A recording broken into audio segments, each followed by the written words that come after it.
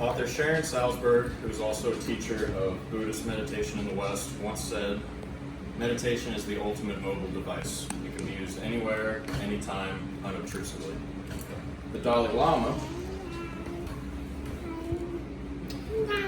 who is the foremost leader of Yellow Hat Buddhism in Tibet, once said that the mind is definitely something that can be transformed, and meditation is the means by which it is transformed.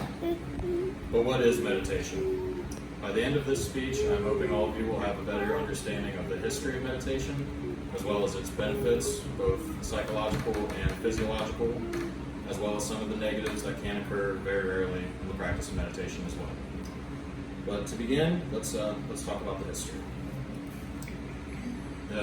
What we would first consider the first mention of meditation in history occurred in India between 1500 BC and 500 BCE. Specifically, it was in the text Vedas of the Hindu religion, which contains some of the oldest scriptures in Hinduism. For Hinduism, meditation is a spiritual event, not a religious event, and its goal is spiritual enhancement as well as control of mind. Meditation then spread to China in the early Common Era, most commonly through Buddhism. Contrary to Hinduism and Buddhism, meditation is a key part of the religion, and the goal of meditating is to achieve Zen, which is a state of no assumptions, no expectations, and no prejudices. Meditation then spread to the rest of the Far East by way of the Silk Road, specifically in Japan. It was brought to Japan by a Buddhist monk named Dagon, who later formed the now famous Soto school of Zen. In Western civilizations, Philos and Plotinus of Alexandria both created their own meditation practices during the Roman Empire. And during the colonization of the Americas, European occult Christians, who we now refer to as practicing Western esotericism, they brought it to the Americas. And in more modern history, the spread of communism after World War II into the Far East caused many people in those countries to seek refuge in the West, bringing their practices with them. Now that we understand the history a little better, let's move forward into the benefits, and we will start with physical benefits. So when you begin to meditate, if you're doing it correctly, the first thing that happens is that your heart rate slows down.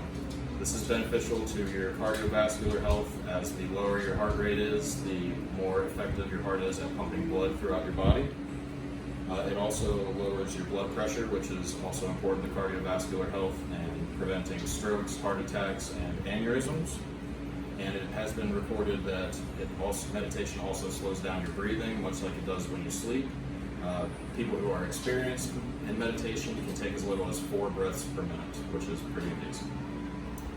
A study published in the Indian Journal of Positive Psychology in 2018 studied the effect of meditation on people who already had somatic issues, so not psychological issues, and it found that meditation was beneficial in helping people with dealing with pain relief as well as improving their quality of sleep.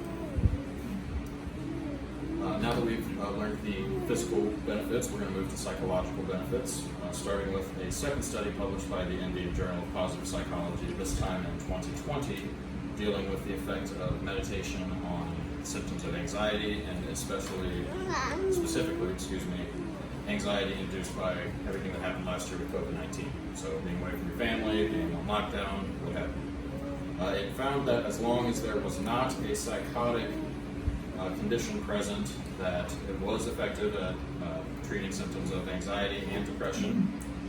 And a literature review by the Journal of Religion and Health, conducted in 2017, looked at several studies showing the same kind of study that was looking at effectiveness on anxiety and depression, and found that, again, as long as there weren't psychotic disorders present, it was effective. They are currently performing studies in order to figure out if meditation is effective in dealing with social disorders, including social anxiety disorder, as well as agoraphobia, which is the fear of being in public.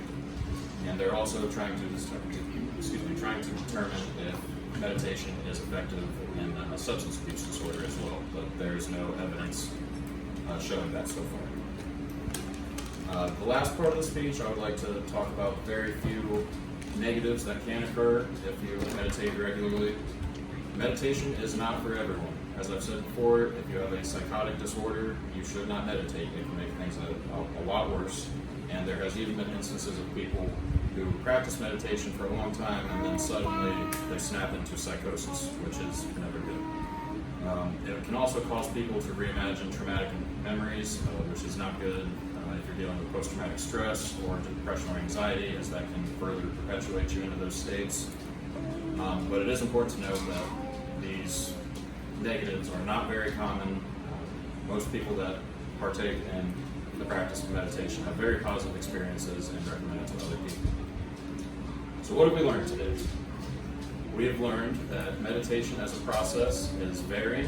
You can do very different kinds. There's the breathing exercises, there's staring at a fixed point.